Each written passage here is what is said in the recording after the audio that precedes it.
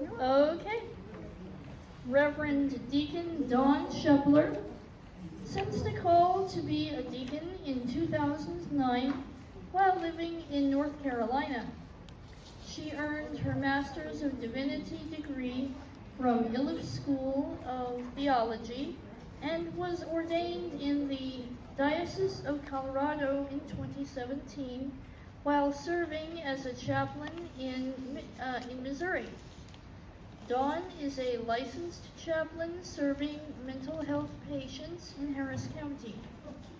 At Grace, Dawn's ministry is centered on serving, outreach, and pastoral care.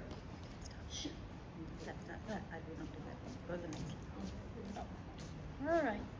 Dawn is a native Houstonian who moved back to Houston in 2019 after traveling extensively in the United States and abroad. When she delivers sermons, they come alive and grab the attention. It is our hope that you will experience that vibrancy today. We are very lucky to have her presenting at our retreat. Welcome, Deacon Dawn. Thank you. Nice, all yours. Okay, that's lovely. It's weird hearing people talk well about someone like myself, because I spent many of my years not living what one would call the godly life. I'm a recovered alcoholic, but all of those experiences brought me to the life that I live now. And part of what I do when I preach is I talk about that. I talk about my experience. I talk about how the gospel connects me today to Jesus. So I'm not going to preach today. If y'all want to see me preach, you have to, pay attention to the email and show up when I do preach. I'm facilitating an educational piece, if you will, because we're talking about staying close in times of trouble. Because there is trouble in the world now. And to get started, I am going to light a little candle right here. I do this for my own spiritual practice because I need to remember that the light of Christ is always with us.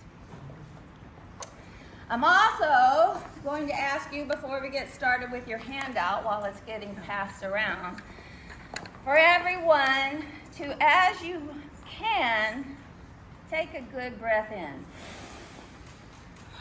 and let it go.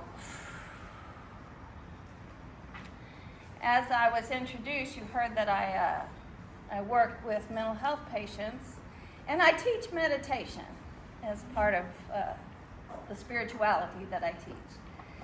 And I tell people, when we breathe in, we are breathing in the Spirit of God. Ruah, right? This is God's Spirit moving through the world. And you cannot go anywhere that the Spirit of God is not there. Because everywhere we go, we are breathing. So when I was asked to talk again, I spoke 5 years ago. This is completely different. When I spoke 5 years ago, we were all on Zoom, stuck in our houses. That was a time of trouble. We have a different kind of trouble now. We are divided in ways that we haven't been divided in a long, long time. And so when I was thinking about what am I going to talk about, how are we going to look at this, I thought about in Alcoholics Anonymous, there is an axiom, they say, that whenever I'm disturbed, I need to look at what's wrong with me. I don't like that. I want to look at what's wrong with you. But today we're going to look at ways that we can stay connected and deepen our spiritual practices. And I don't mean lighting a candle or praying. I know y'all all pray. Daughters, that's what y'all do. And everybody who believes prays. But what I mean is, how in our everyday, every moment life can we be more spiritual? And again, when I say spiritual, I don't mean home, everything's good. No, we know it's not good. But there are ways that we can be closer to Christ so that we can share that with other people. Now, as a facilitator, I don't preach, and I have spoken a lot already. So, Colin, I'm going to challenge you because I want someone at one of these tables to raise your hand to read the first little information part on my list. Who's going to do it? We got 8. We're going to go through 4 before we have a... Ooh, let's see. Do it, girl. Do it. Number 1. Do you need a microphone? No. All right. I'm Marion Battles from St. Luke the Evangelist Episcopal Church, the oldest black Episcopal church in the city of Houston, and the president of our daughters group. Yes. And sometime visitor to Grace. Oh, yes. I'm at home at Grace. Practice self-restraint. For God gave us a spirit, not of fear, but of power and love and self-control. 2 Timothy 1:7. Why does that Bible tell me that? Why does this Bible tell me that I have to practice self-restraint?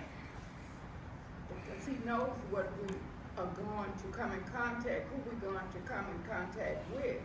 And we are going to be afraid. Sometimes. That's just self. It's how we are. We're human. We are going to be afraid. And sometimes we're going to be mad. Oh, yeah, we're going to be that too. And sometimes we feel like we need to tell people Yes. they're not doing it right. I can tell lots of people they're not doing it right. Do I need to say this? Do I need to say this now? Is it me that needs to say it? Sometimes I just need to let people spew their nonsense and pray. Sometimes I need to speak up. But the spiritual discipline of self-restraint tells me when it is appropriate. I pray before I speak. Because if I don't, y'all gonna hear some nasty stuff coming out of me. Y'all don't want that. Nobody wants that. So when we can ask God to help us with self-restraint, this allows us to be kind to people we disagree with. I don't want to be kind to them. They're not kind. I need to be spiritual. I need to be more godlike. I need to be like Christ, and I need to see Christ in other people, and I need to recognize that God will deal with them. And I can be kind in my response if I'm practicing self-restraint, right? If I'm okay, just being quiet. Tell y'all straight up, as a white woman, it took me a long time to realize that not everybody wanted to hear my opinion, but I do now. When we ask God to help us. I had a friend of mine tell me many years ago now, she said, Dawn, when you're thinking about something that your little eyes get small because you're going to say something mean. She said, imagine that Jesus is standing next to you with his arm around you and his hand over your mouth. Because that's sometimes what we need. It's a spiritual practice to say, Lord, you got this. Okay. All right. Who's going to read number 2 for us? And we'll pass the mic around. Oh, here we go. Where's the microphone? Colin, you're the man. Oh, here. I'm the man.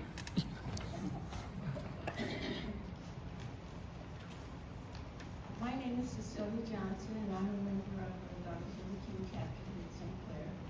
Clare Chapter here at Grace. Practice kindness instead of revenge. Never take your own revenge, beloved, but leave room for the wrath of God.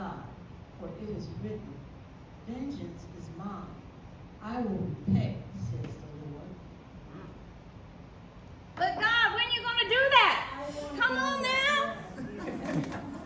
I am waiting, not very patiently.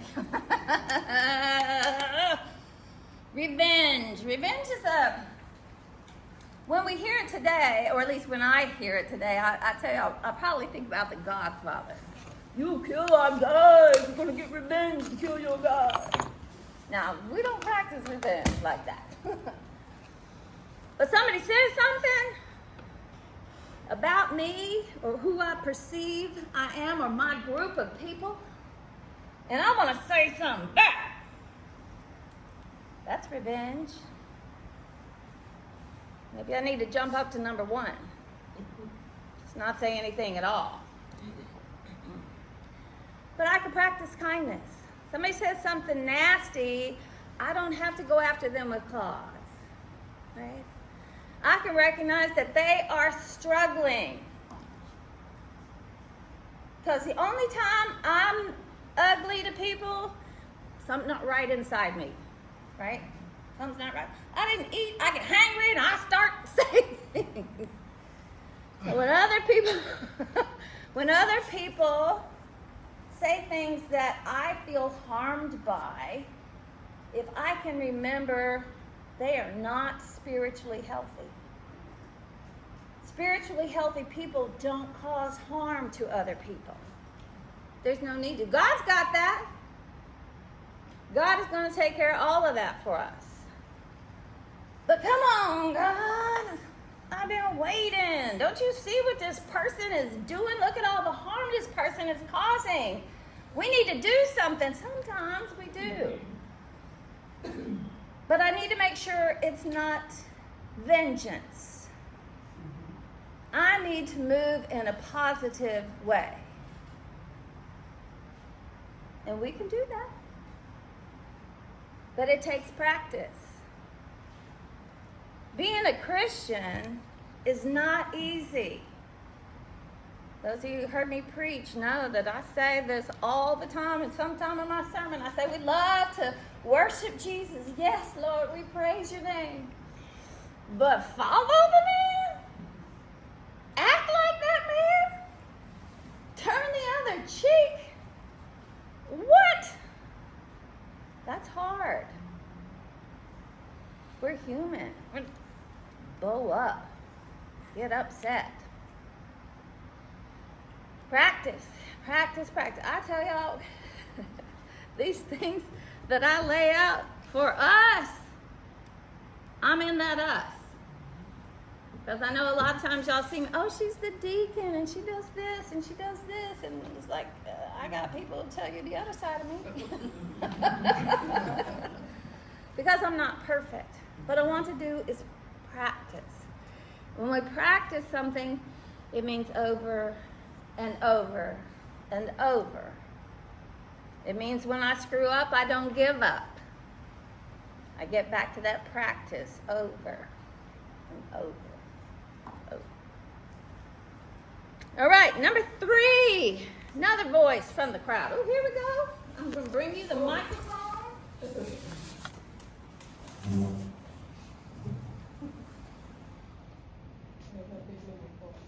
Oh, sorry. Yeah, you raise your hand. Practice forgiveness to free yourself from the pain of the past.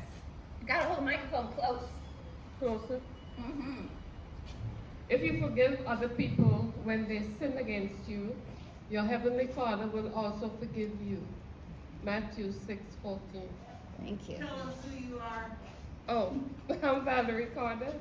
I'm a member here at Grace Episcopal. Thank you, Valerie. Practice forgiveness. But they did me wrong. They knew better than that. They should never have done that to me. I'm not going to forgive them. Well, what happens if I don't practice forgiveness is every time I think about that situation, I'm hurt, angry. I'm the one in pain. I love it because one of the disciples said, well, how often do we have to forgive anyway? Tell it, preacher, speak it out loud. Come on now. 70 times 7. 70 times 7. Infinite. Yes. Not for the other person. I want y'all to hear this. Forgiveness is not about the other person. What they do, what they doing. Forgiveness, that over and over practice, that 70 times 7 times, that I never stop forgiving, is for me. It's for you. Because if we don't practice forgiveness, we live in the pain. And you know, Jesus, they were nailing him to the cross. Literally, at the time they were putting the nails in his hands, he said, forgive them. I don't want to even forgive somebody that's cuts in front of me while I'm driving. Forgive them. Right? I can't do it on my own. I need God to help me. And I'm going to tell you that the hardest person to forgive, and you already know this, is yourself. Well, no, I can't forgive myself. You know, what I did with that was just terrible. I'm going to live with that guilt my entire life. Why? Didn't God call us to be free? You think you're so good at being bad that you can't be forgiven? That's your ego. Forgive yourself. Forgive others. Ask God to be right there with you. I don't have the strength to do this. I don't have the no. People already, they know what they're doing. Me as a human being, I don't want to forgive anybody. You just stay over it. Me as a Christian, following Christ, I need to forgive over and over. Because if I don't forgive other people, why on earth can I expect God to forgive me? Because I'm not perfect. And I hate to break it to you, but you're not perfect either. Just say. God alone is perfect.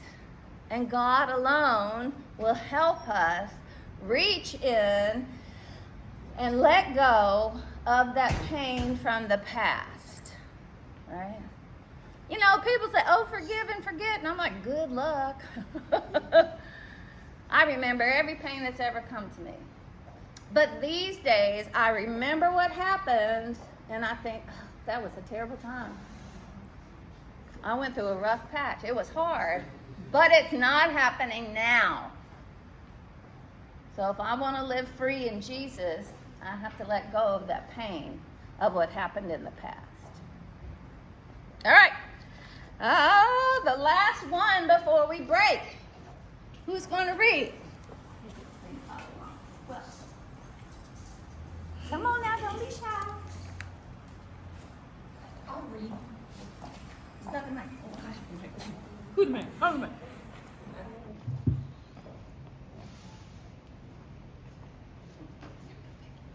Introduce yourself. I'm Becky Cadiora, and I'm a member here at Grace. I'm a daughter in training. Number 4, practice humbleness instead of blaming others.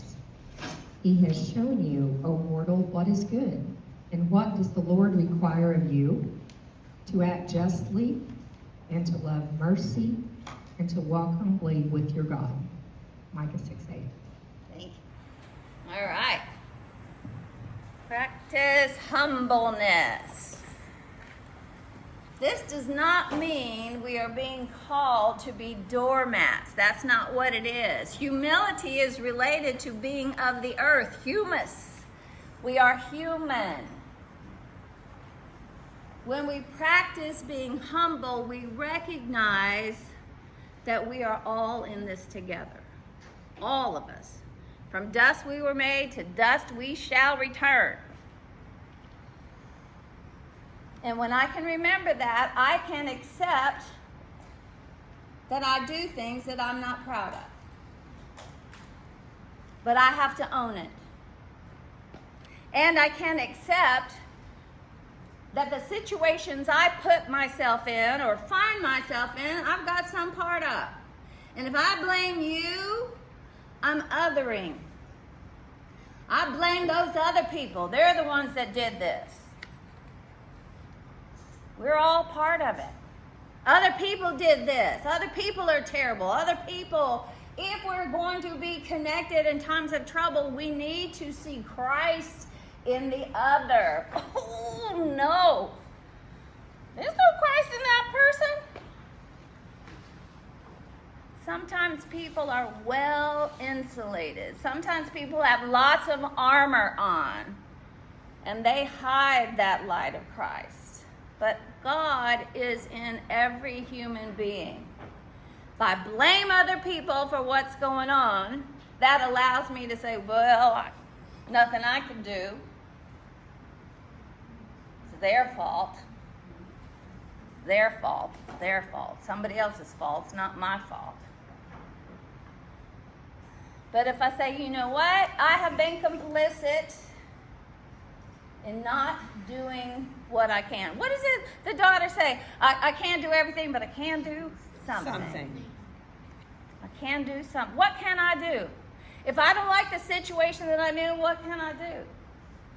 One of the best things we can do, and part of humbleness, is listening to the other's opinion. I don't want to hear that nonsense. I don't want to hear the nonsense, but I want to hear, is God's voice trying to come out of that person? And if I don't listen, if we don't listen to other people, we will never understand them. We will never allow them to feel heard. Everybody wants to feel heard. I don't have to agree with them. I work at a mental health hospital. You would not believe some of the things people tell me. I listen. And in my head, I'm thinking, ooh, goodness. Where did you hear that from? But I don't say that. They want to be heard. Just Friday, I was doing a group. And I introduce myself, and I go around and talk about what spirituality is and how we're going to talk about it. And then I get everybody's name, because I gotta keep track of that for charting. And I get to this one lady, and I said, what's your name? She said, I got shot and I can't remember. And I said, I'm so sorry that happened to you. That's terrible. I'm so sorry. I just, if you can give me your name. I told you I got shot. I can't remember. Then she called me a few ugly names, and I said, and over here, would you like to tell me your name? Because, I listened to her. I don't know what happened to her. I don't know if she got, I have no idea. But I listened to her, and I moved on. About 10 minutes into the group, they were serving coffee. I said, well, y'all take a break, and we'll have coffee. Come back. She came over to me. She started walking over to me. I'm like, where's the tech? Do I need to protect myself? She came up, this is the best group I've had. I'm so thankful that you shared this with me. I feel so much better. And I was like, Jesus just cast out the demons right there. I don't know. But when I could be humble, I didn't tell her, shut up, this is my group. I humbled myself. I'm sorry that happened to you. I'm going to move on. I don't have to agree with everybody that I hear, but I need to hear everybody. Because when they know that I'm listening to them, they're going to drop their defenses. They may in turn be able to hear me. But until I'm in that space, it's not likely going to happen. So, my 30 minutes is up for the first portion. Y'all want to talk about it? I said it's time for reflection, and I don't know how y'all envision that. Like reflection, people saying, well, back to number 1, or I didn't like this, or... Okay. Comments? Questions? I'm Carol Kimbrough, Yes, you are. and I'm a member of Grace. I'm a cradle Episcopalian, and I do a lot of reading and just contemplating. And I decided that I would make an acronym out of my initials of my name. And my name is Cheryl Ann Ladner Kimbrough. So for the C, I said to be calm. For the A, I said to be amicable. That's just being friendly. And for the L, I said loving. I want to love everyone. And for the K, to be kind. So I thought I would share that with you. Thank you. That's true. That'd be a good practice for all of us. Yes, ma'am. You know, it really describes her. She just describes herself. You really did.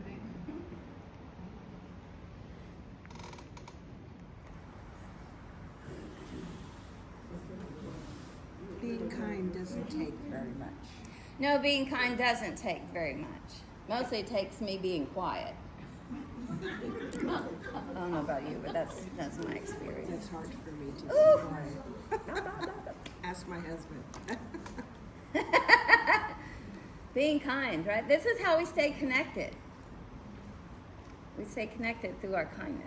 My children, when they were younger, used to feel embarrassed because I never meet a stranger. The grocery store, the bank, the I whatever. want you to use the mic. Is it on? When my children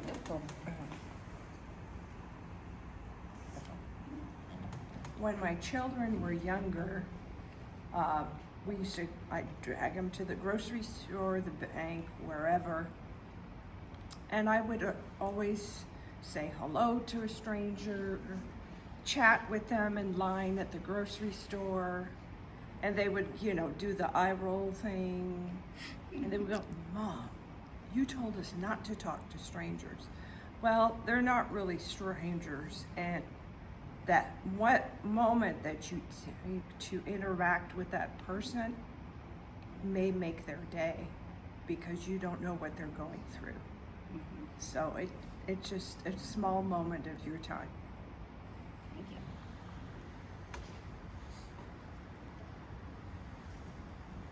Anybody else want to reflect out loud?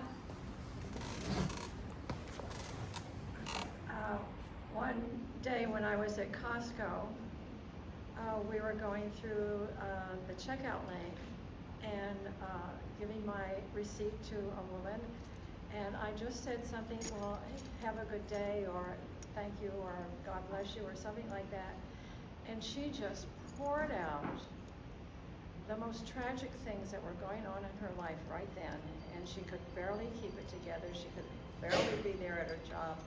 And it was just like, oh my gosh, but just to be open, and who knows, one kind word will bring healing to someone. Absolutely, and you got that because you were willing to connect with her. You didn't think it was anything, you just like saying something kind, Yeah. right? And yet, just that saying something kind allowed her to share with you her burden. Connectedness. This way, I'm going to tell you. I know I'm not supposed to be talking right now, but stop. So we connect the cross. I always see it as a point of connection. We are connected to God. The biggest part, right? Me and God, right here. Me and God, right here. Me and God, right? That's that part of the cross. But this part, I take out to everybody else. I can't do this unless I've got this. But when I have this, I can do this. I reach out my arms to other people. Sometimes it's literal arms. Sometimes I hug other people. But sometimes it's just saying, I see you. Which is what we do when we say hello to strangers. Mary Catherine keeps a bag of little Ziploc bags in her car. And in each little Ziploc bag, she's got a bottle of water, she's got some little sweet snacks, she's got a little cheese and crackers or peanut butter and crackers, a pair of socks, and a couple of dollars, right? She gives these out. Now, when she gives them out, she asks, because I have suggested it, she asks, what's your name, to the person she's given it to. Oh, well, I'm Daryl. Right? I'm Rodney. So it's nice to meet you. Nice to meet you. I see you. Not just I'm giving you something, dropping it off, throwing it out the car, but I see you. And when we can do that, when we can connect, stay close to God when we connect to others.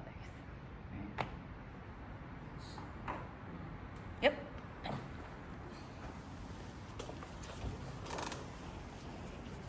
Introduce yourself. My name is Pat Mitchell, and I'm a member of Grace. And reflecting on You have to hold it real close. Yeah. reflecting on these first 4 items, it seems to me that all of them require a sense of our being in the present moment. Because we can't practice self-restraint without being aware of where we are right now. We can't focus on revenge because that's the future. And if we're living in the present moment, that's where we're at. And similarly, each of these, the past, pain of the past, we can't relive that. We need to forgive and be in the present moment. I love that. Jumping ahead to number 8, or 7, rather. Now y'all reading, don't you?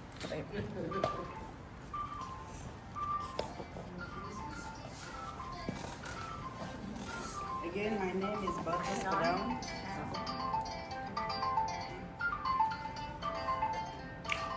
My name is Bertha Spadon. Again, I'm the incoming president of the chapter, St. Clare.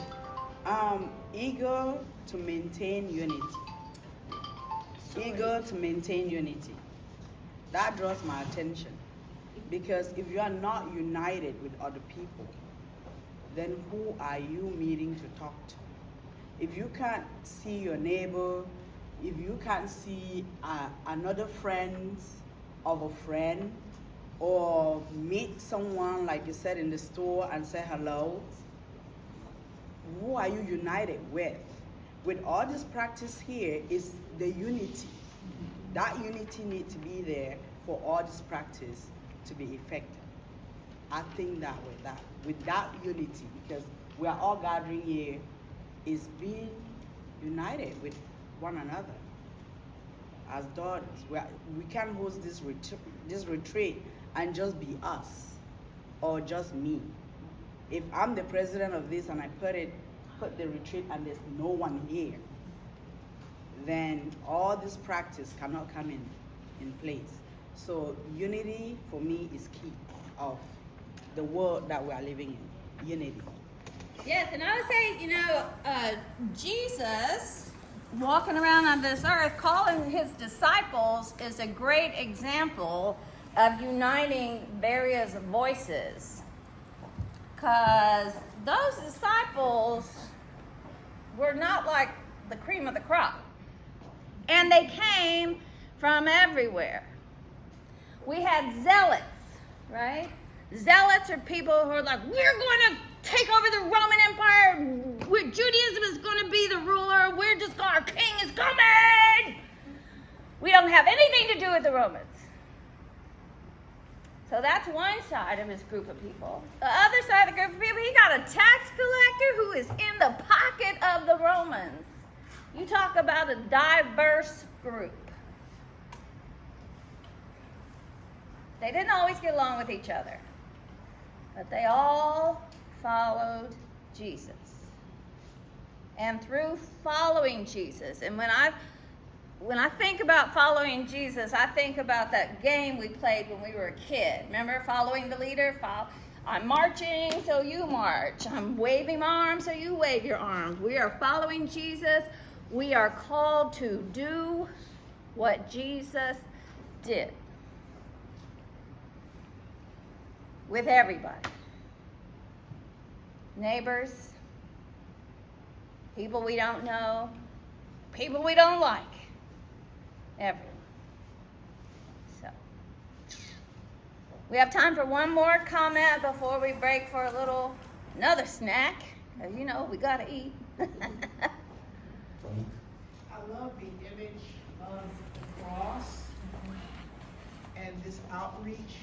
And the thing that's really powerful to me about that is without this foundation in God, then we have nothing. We're not able to do this reaching.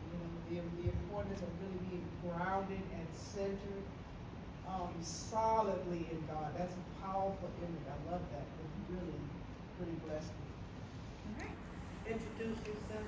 I'm sorry. I am Marcia Sadberry, Reverend Marcia Sadberry. I am supply priest here in the Diocese of Texas, former rector at St. Luke the Evangelist Episcopal Church, and a huge member of the Grace family. This is part of where my start as a priest, formation for priesthood began. So this is like second home. And I'm a daughter. All right. Well, here we go again. Underneath the title of this, I put a little thought that I had about it. By strengthening our spiritual life, we can better create and maintain connections with others, even when our world is falling apart. And that's what I'm trying to get us to do today, is to think about our spiritual life and how I can be more the presence of Christ in the world, so that no matter what is going on, I can remember that God is God, and we will get through whatever it is. A lot of things we go through we don't like. But up to this point, every single one of us has gotten through everything that we thought we couldn't get through. Because here we are. And God is still God.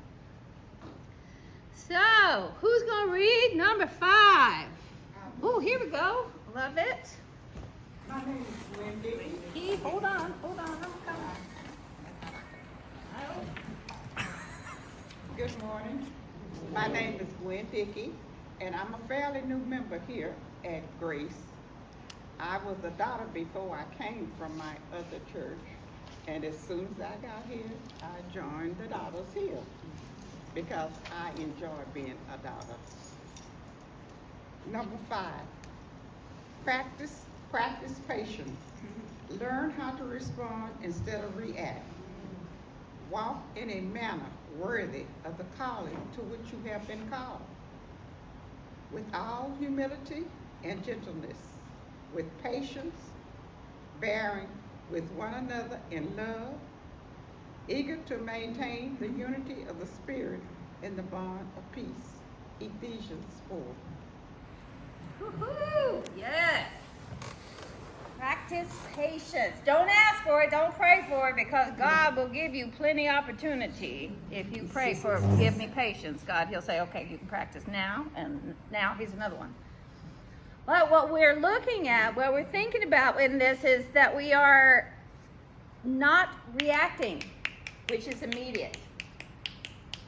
We get that term reaction, we think about the world of science, chemicals, right? If you've got some baking soda, you pour vinegar on it, it bubbles up. Chemical reaction. The baking soda doesn't say, some vinegar being poured on me, I wonder what I'm going to do. No, it just reacts. And when we get triggered, when people say things that touch our buttons, and I was told, people don't push your buttons, you lean into it. When we feel that, practice patience. Say a prayer before you respond. Be silent for a minute. Take a couple of deep breaths. People who know me, been around me a long time, will say, oh, I know that I just said something that you have to think about. I said, Because I don't want to have to apologize for what I said because I didn't think. And I think this is where we get into a lot of it with people that we are not getting along with. We don't have any patience for them. We've been through this before.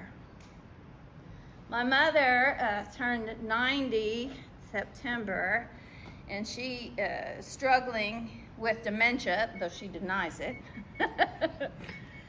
And I have to practice a lot of patience, because she will say, well, that's not what happened. Yes, it is.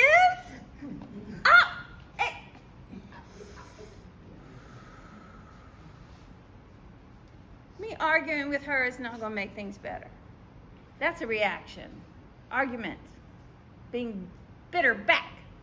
I don't need to be bitter back. We don't need to be bitter back. We need to rely on God to help us just be okay with the situation as it is.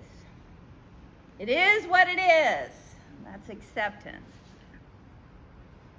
But only when I can accept the situation and be peaceful about it can I determine whether or not I need to take action, just let it roll on by. Practicing patience, not reacting. We live in a very reactive world right now. They say something and then they say something and they, oh boy, back and forth. Nobody's patient with each other. And I like to say, right, go back to that blaming thing on other people. Well, if they would just be kinder, I could be.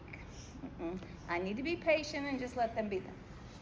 Again, God's going to work it out. God always works it out. It's not about whether or not I need to prove to them that my point is the right point. I like to, because I know that I'm right. But I don't really. I don't know why God does things. I don't know why God chooses situations. And it's like, come on, God. We've been praying. I know. You know, I love to read the Hebrew text because of that very essence right there. They went through it. Talk about having patience. Whew. 40 years wandering around following this old man. We're going to the promised land. Are we? We had onions back in Egypt. Practice patience. A response is thought-filled, not reactive. I know that I can say hard things to people without it harming them. I also know that if I don't pause for a minute and reflect, I am not going to be able to say whatever needs to be said without causing harm. Because that's my immediate reaction. But if I think about it, if I take a few deep breaths, I can move the words around in my head for me to be able to say what I need to say without it causing harm. This is what we're talking about when the walk in a manner worthy of the calling which you have been called. Jesus didn't call me to yell at people and tell them they were wrong. Are you sure? But to love. To love. Even when I vehemently disagree with people. Practice patience.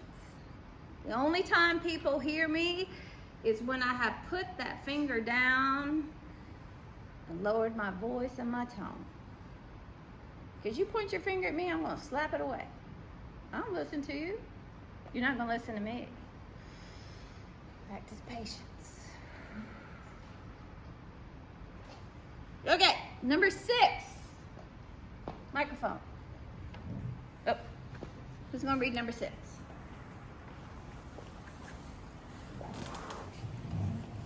All right.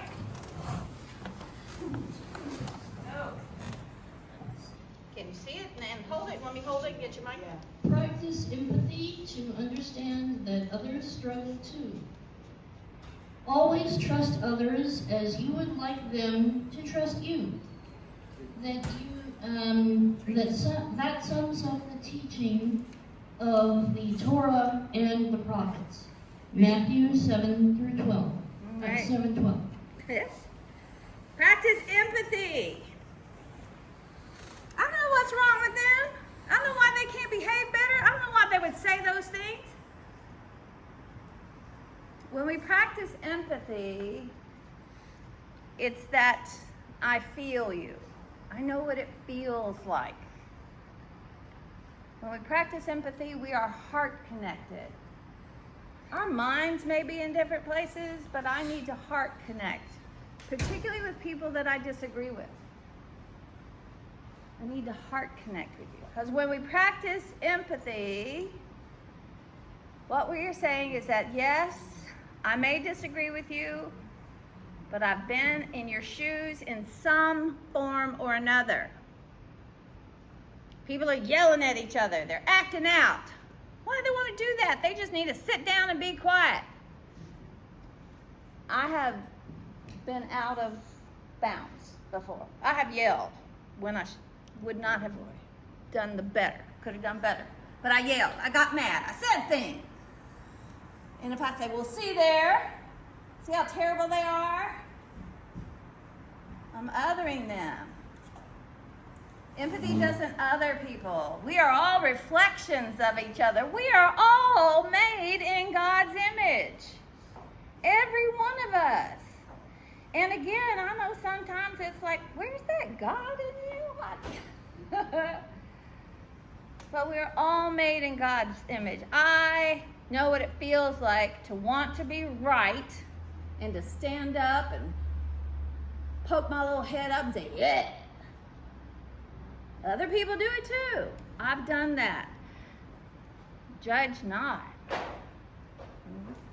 That's empathy. When I don't judge you for acting out, when I don't judge you for having an opinion that is obviously wrong because it's not the way I think, I'm not practicing empathy. We are called to treat others as we want to be treated. Well, I don't want people yelling at me, telling me I'm wrong. Because I'm not. Right? This is what we think. This is how our brain goes. Our brain does that, but what is our heart saying? Our heart saying, this is a child of God.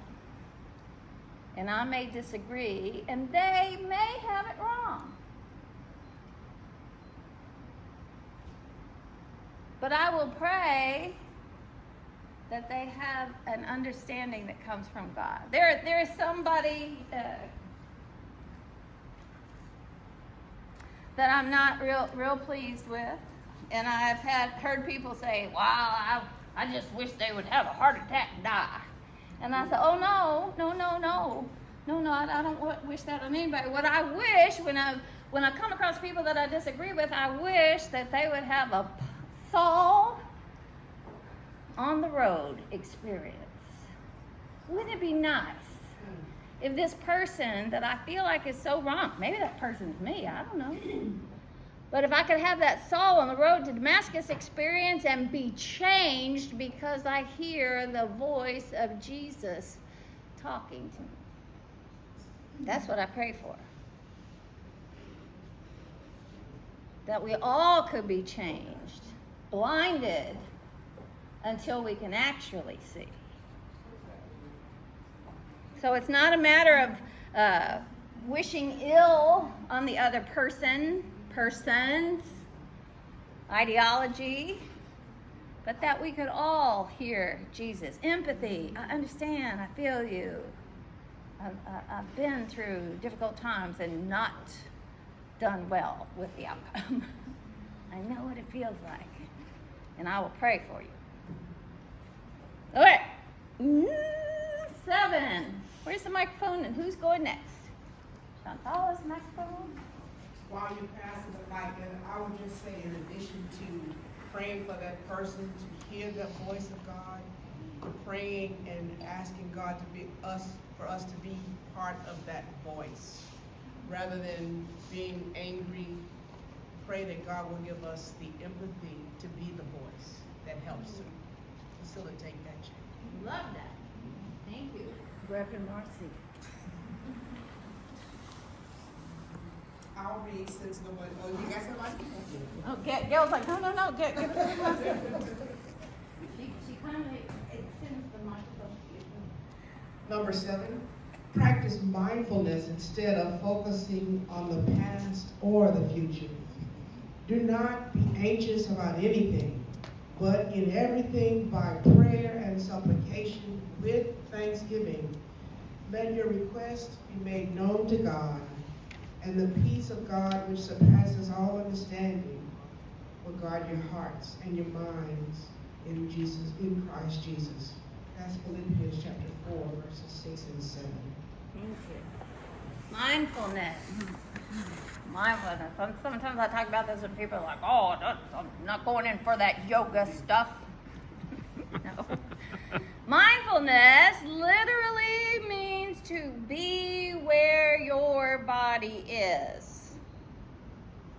Where is your body right now?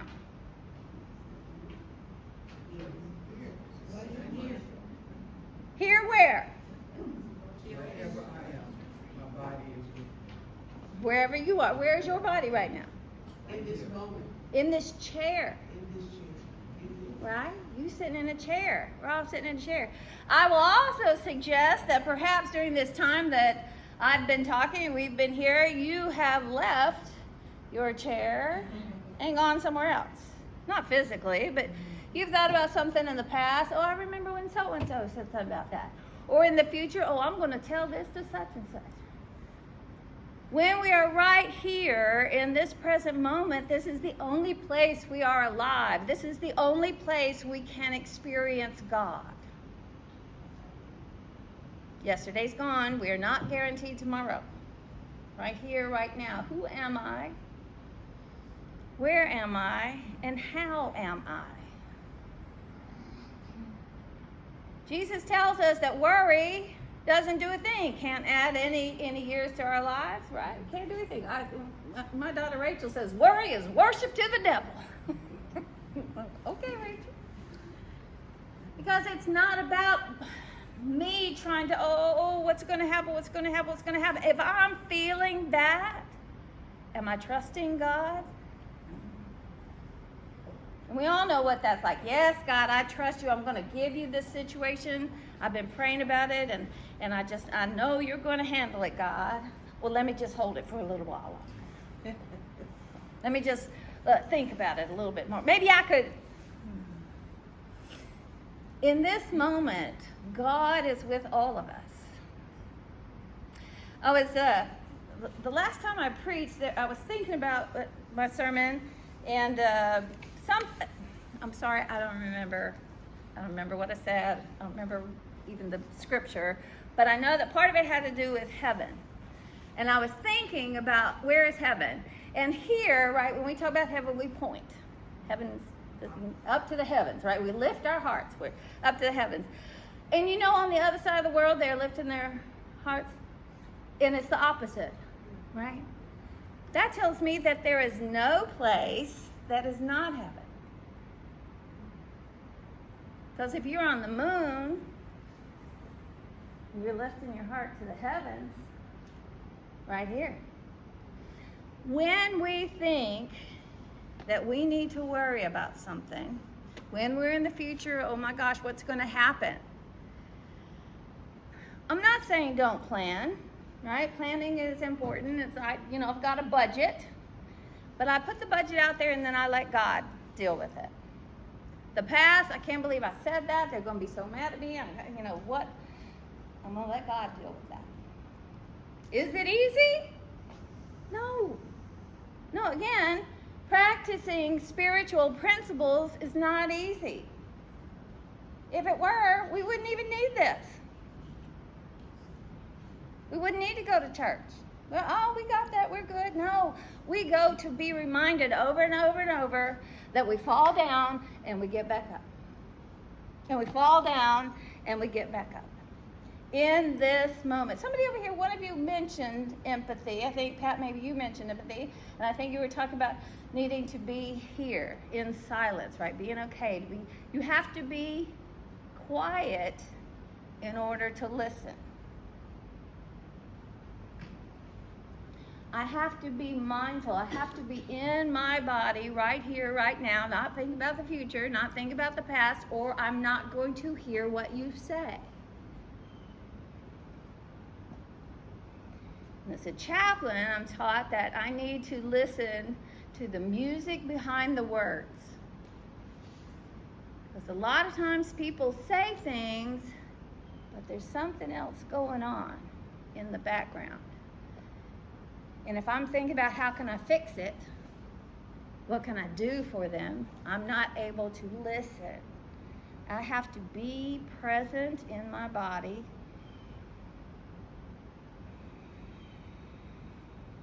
and listen for God. Because God is always there. God is always speaking. But I'm so noisy, God doesn't have a chance. So to be mindful, to be in this moment, to be here with you, is how we connect, right? That connection. I have to have God holding me up so that I can connect with you. This is what we do as Christians. This is what we're called to do. And this is what we can do, daughters. I can do this. I can listen. I was in an AA meeting a few weeks ago, and somebody said, they were talking about judging. We're not supposed to judge, blah, blah, blah, blah. I'm going to tell you straight up, I judge. I would be lying if I didn't say I judge. I didn't judge, right? I judge. What I try to do is judge as God judges, which is always merciful. Always merciful. People are like, oh, Judgment Day. I'm like, yeah, thank goodness it's God and not me, because I tell you, if I was judging you, no. In this present moment, where we are right now, we are here with each other, and we can take this present moment, and the next time we are with someone, we will be present with them, and then we're with someone else, we will be present with them. Not thinking about the past, not worrying about the future, being in this moment, right here, right now. Okay, the last one. Who's reading? I am, if I can get this on. All right. Practice, okay?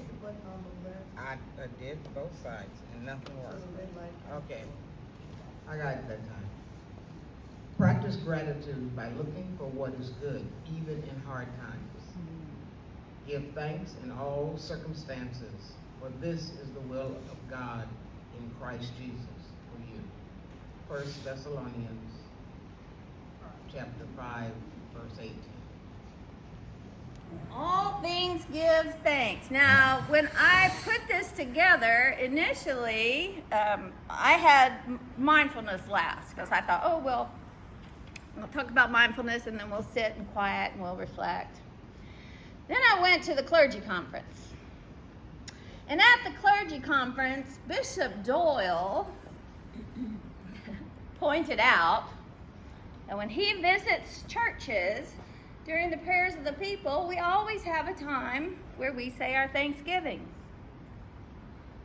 And Bishop Doyle says it's awful quiet in these churches at the time of Thanksgiving. Y'all don't have anything to be thankful for? And I was like, ooh, I'm going to move that down. I'm going to talk about that last.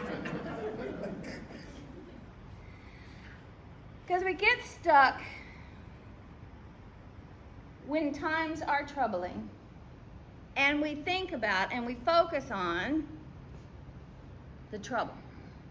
This is trouble. This is trouble. We're having a hard time. I can't communicate. People are awful. This is happening. This is happening. All these troubling things.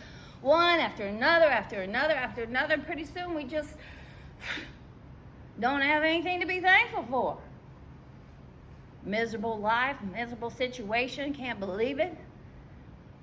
In all circumstances, we are to give thanks. Even now. And I don't want us to think about giving thanks as comparative gratitude, right? Oh, I'm thankful I have a voice to speak, because I know some people who don't. We can do better than that.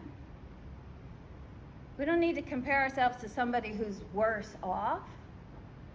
We give thanks for what is right here, right now. That's back to mindfulness, right? What is right here, right now. So for this part, I know there are pads and pens on the table. If you've got your own thing that you're writing on, that's fine, you can write in it. But if you don't, I want all of you to write down 3 things that you are thankful for right now. Okay, I'm going to mix it up, so we're going to take a little break. I'm going to give you like 3 or 4 minutes. Write it down. 3 things that you are thankful for. Don't just tell me because I'm thinking about it. I want you to actually get a pen or your tablet or whatever and write down 3 things that you are thankful for. You have enough pens? Reasons to be thankful. Some are very small. Some are pretty common, right? I woke up this morning. Huh?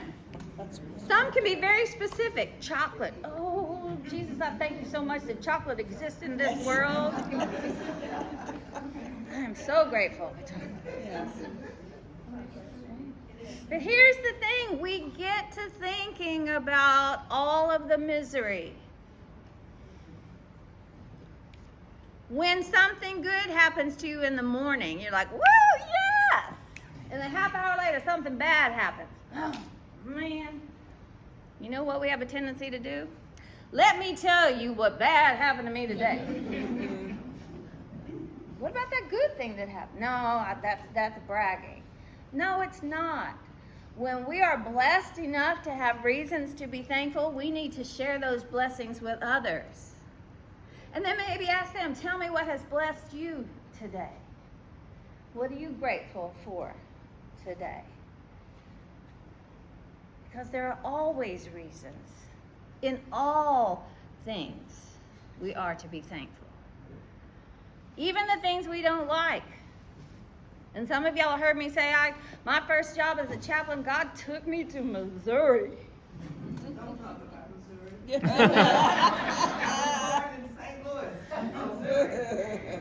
And that opportunity got me the job here. In all things, give thanks, because we don't know. We can't tell the difference between a blessing and a tragedy. Oh, it's terrible. I am going to talk about it. I didn't want to be in Missouri. I want to be where I knew people. I didn't know a soul in Missouri. But you know what? I got a phone full of numbers now from people in Missouri that I call and talk to. I stayed connected with. Because they were there for me. When I didn't know a soul, they came up and said, hey, I'm Sue. Hey, I'm Mary Ann. Hey. And I'm thankful. Instead of being upset the whole time I was there, I tried to be thankful. I tried to find reasons for gratitude. I'm an alcoholic, which is a whole reason for me to be grateful, because when I moved to Missouri and didn't know anybody, I'd go to an AA meeting. People right there knew me.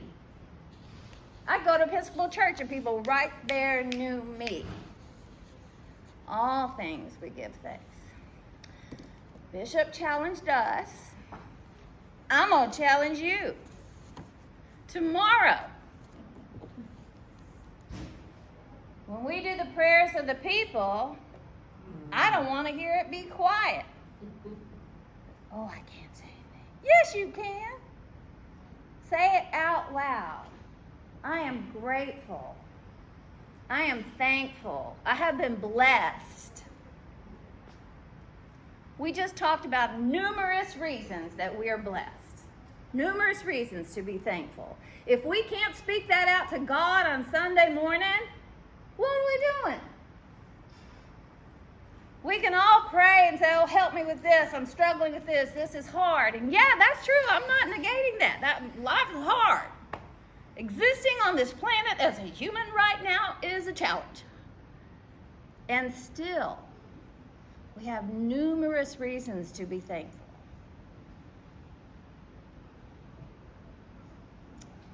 Science shows us that what we focus on, what we think about, where we put our attention feeds us emotionally. So if we watch the news and doom scroll through our phones, oh, it's terrible, this is terrible. What am I feeding myself? Misery. I pray for all the challenges in this world. Alaska, Jamaica, the Sudan, I mean, just on and on and on. I'll find a place that's not struggling. There are struggles everywhere, and simultaneously there are reasons to be thankful. So Sunday morning, I'm going to be listening. God's always listening. Speak it out loud. And I tell you what, if you speak it out loud, you may just give your neighbor, oh, she said that out loud. I could say something out loud. It's infectious. We encourage each other. It is, as Corinne says, infectious. In all things, give thanks. Don't neglect to be thankful, even for the minor things. Somebody opens a door for you, say thank you. Right? Somebody says, here's your change. Thank you so much. I hope you have a beautiful day. Little things. In all things, give thanks.